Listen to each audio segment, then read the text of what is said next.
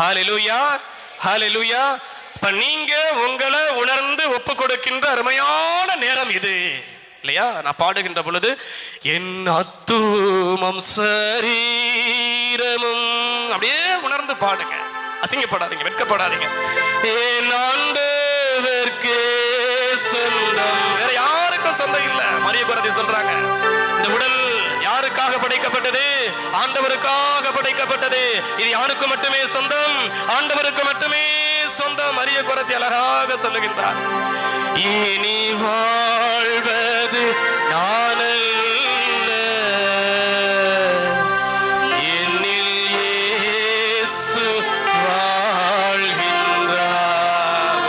எல்லாரும் உணர்ந்து பாடுங்க. தெரியாதவர்கள் தெரிந்தவர்களோடு இணைந்து பாடுங்க. உங்களை நீங்க ஒப்பு கொடுங்க. அப்பா, இந்த ஆலயத்துல என்ன நான் பாவியாவே இருக்கிறேன், என்னைய நான் உங்களுடைய கரங்களை ஒப்பு